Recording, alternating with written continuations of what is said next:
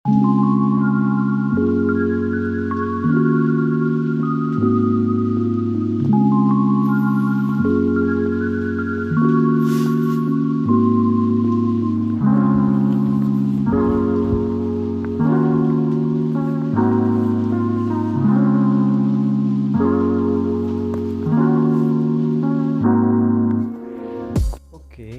halo teman-teman semuanya. Jadi di video ini aku cuma mau cerita aja sih sebenarnya. Setelah 2 minggu sampai di Amerika, ngapain aja di sini, terus gimana sih cara hidupnya sama lingkungan sekitar itu kayak gimana. Nanti aku mau coba cerita sambil jalan ke Safeway. Jadi Safeway itu grocery store di mana aku bisa beli barang-barang kebutuhan buat makan sehari-hari. So check it out.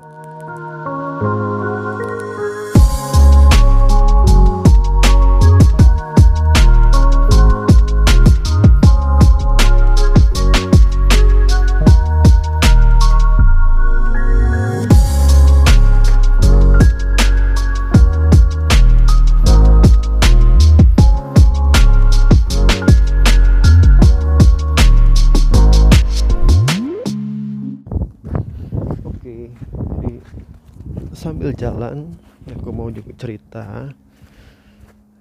Jadi hari ini tuh hari ketiga turun salju selama bulan Januari ini. Itu belum turun salju, pas pertama kali turun salju itu akhir bulan Januari. So rasanya jauh lebih dingin daripada pertama kali datang ke Amerika. Jadi itu yang salah satu yang memang membedakan antara Indonesia sama di sini, itu masalah cuaca sama suhunya. Di pas pertama kali datang ke sini, karena emang lagi winter season, jadi emang beda banget udaranya. Di sini itu sekitar ya 4 atau 5 derajat Celcius ya paling hangatnya pas lagi musim winter ini. Jadi rata-rata itu 0 derajat sampai mungkin sampai minus 4 derajat pernah juga di sini. Dan bahkan kalau malam-malam itu sampai minus 8 sampai 10 derajat. Itu jadi salah satu hal yang memang tantangan ya buat aku sendiri. Memang jarang banget dapat suhu yang segini dinginnya di Indonesia. So 2 minggu pertama ini adaptasinya lumayan kurang berhasil karena sering menghindari keluar kalau cuacanya lagi dingin. So setiap hari itu jadi kayak baca ramalan cuaca gitu di internet. Jadi ramalan cuacanya hari ini misalnya temperaturnya -1 ataupun -2, lebih baik aku diam di rumah. Kalau di rumah kan ada heater pemanas, jadi ya masih bisa enak lah. Kalau di luar lama-lama nggak bisa nahan, tangan itu sampai mau beku, telinga juga sampai merah beku. So itulah bedanya ya.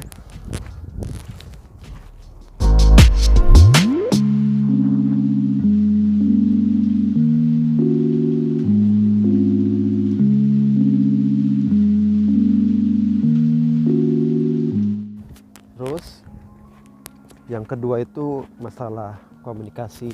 Jadi kan memang provider yang di Indonesia itu kenanya roaming di sini, jadi kita harus beli SIM card yang di Amerika. Jadi itu pun memang terbatas ya. Harganya juga lumayan mahal-mahal, beda banget sama di Indonesia yang biasanya kita sekitar 200.000 tuh udah dapat 50 giga gitu sebulan. Kalau di sini harganya lumayan mahal juga. Jadi pertama kali datang yang dicari adalah SIM card. So Jadi ada beberapa pilihan, tapi aku milih T-Mobile karena memang T-Mobile itu lumayan terkenal dan juga jaringannya kuat. Jadi aku pakai yang $40 sebulan, itu cuman 10 giga.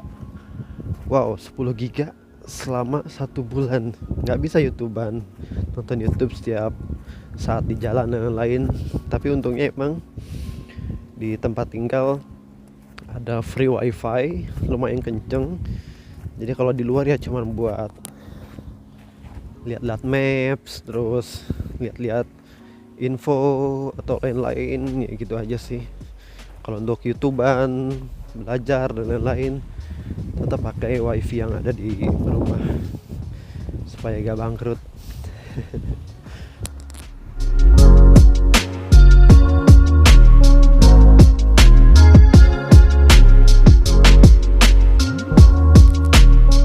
Terus hal yang ketiga yang mau aku share itu masalah transportasi. Jadi transportasi di sini itu rata-rata orang pakainya mobil pribadi. Nggak semua wilayah itu punya public transportasi. Cuman memang untungnya di daerah tempat aku tinggal ini ya lumayan deket sih sama shelter bus yang kerja sama universitas. Jadi pakai ID cardnya universitas itu aku bisa free naik bus, cuman ke beberapa lokasi doang. Tapi kalau mau ke Washington DC, terus mau ke kota-kota lainnya, ya harus pakai metro yang harganya lumayan. Nah, jadi kalau sekali naik itu sekitar 4 sampai $6 sekali jalan. Jadi kalau PP ke Washington DC misalnya cukup $12 lah ya, $12 untuk ke DC PP. Terus di sini juga rata-rata emang lokasinya friendly buat pejalan kaki. Jadi ya udah nikmatin aja jalan kaki kemana-mana, biar sekalian olahraga juga. Jadi rata-rata setiap hari itu kalau jalan kaki mau ke kampus lumayan sekitar 1 sampai 2 kilometer lah ya sekali jalan. Jadi kalau ke kampus balik lagi ke rumah, ke shelter busnya itu ya 4 kilometer lah ya sekali jalan, dan lumayan buat jalan kaki setiap hari kayak gitu.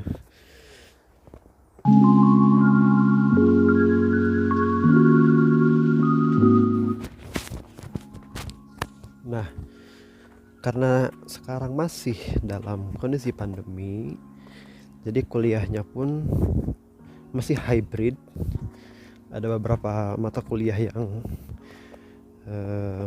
harus ke kampus, ada juga beberapa mata kuliah yang memang masih online. Jadi biasanya aku di rumah. Kalau online, kalau ke kampus ya sehari itu full di kampus buat sambil ngerjain tugas juga, atau sekedar ketemu sama teman-teman di sana. Terus hal yang paling seru dibahas itu masalah makan ya. Jadi makan ini jadi kos paling besar kedua setelah tempat tinggal. So jadi ada 3 pilihan sebenarnya di sini buat makan. Yang pertama yaitu bisa pakai resto yang ada di kampus. Jadi biasanya di kampus itu all you can eat untuk lunch atau dinner. Jadi sekitar $11 atau $12. Jadi kita bisa makan beberapa makanan kayak makanan Meksiko, makanan Itali di sana. Ada, tinggal milih tempatnya tuh ada di mana. Yang kedua, bisa juga pakai fast food yang sama kayak Indonesia. Jadi kayak KFC, McD, Burger King. Sini juga banyak dan ada di mana-mana.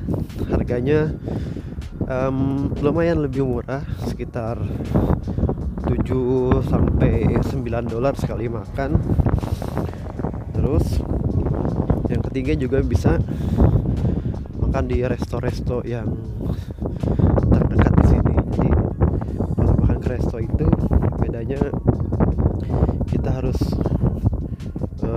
wajib ngasih tips ke pelayannya sekitar 15% dari bill yang kita makan, dan itu bikin kantong juga lumayan terkuras karena sekali makan itu bisa jadi kita habis sekitar 12 sampai 15 dolar lah.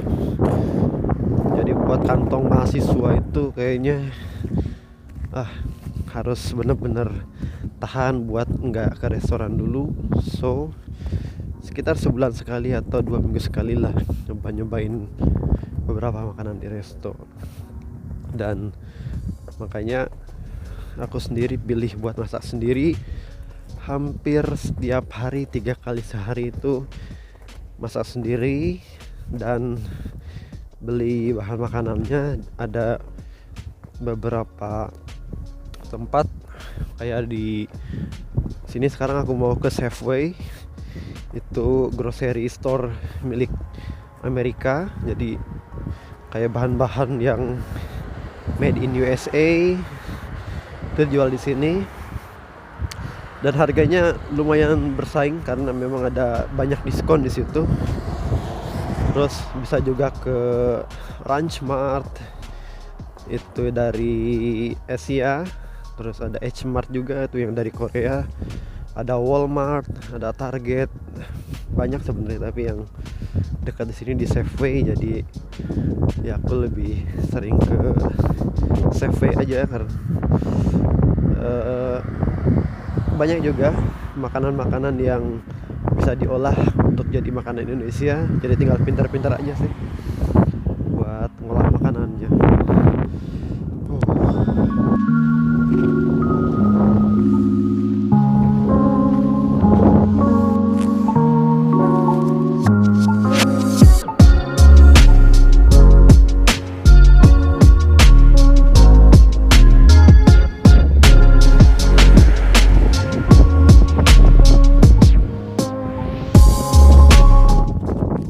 Oke, dan yang terakhir yang mau aku share itu masalah shopping.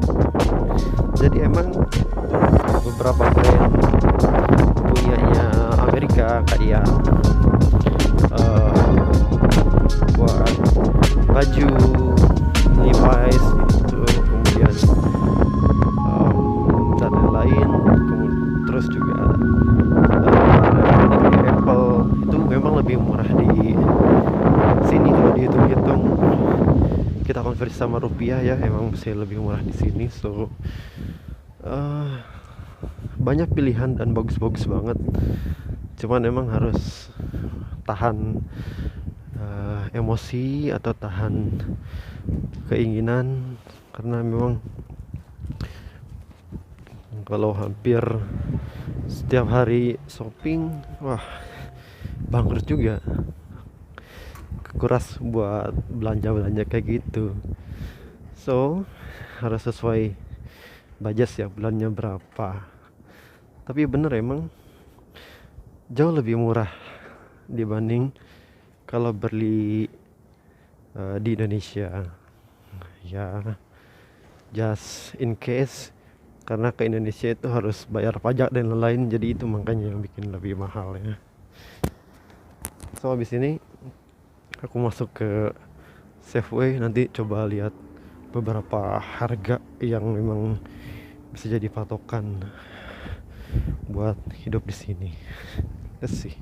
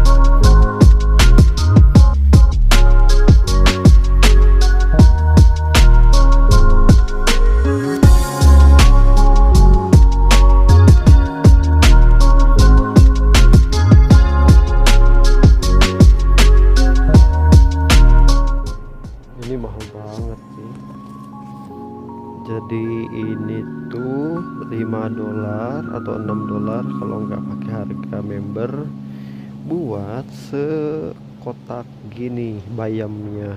Aduh mahal banget pula. Tomat ini harganya beda-beda, ada yang langsung dipak kayak gini, ada juga yang memang harus ditimbang $2 per pound. Pound itu sekitar setengah kilo lah ya.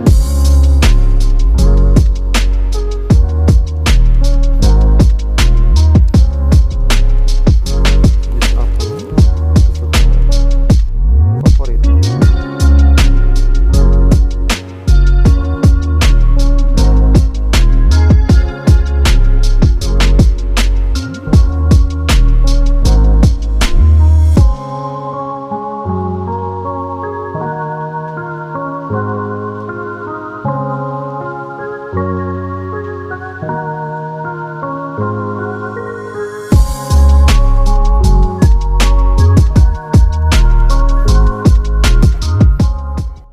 Oke, jadi udah selesai belanja. Kurang lebih tadi habisnya sekitar $29. Udah dapet jus apel, mayones, beef, terus juga roti, telur. Cukup lah buat sekitar 10 hari kan. 10 hari lumayan lah ya, $30 ya, sama sayuran juga tadi. So cukup hari ini ya, nanti mungkin bakal bikin video lagi, nggak tahu kapan karena lumayan padat juga jadwal kuliahnya. So ya, oke lah. So see you, thank you.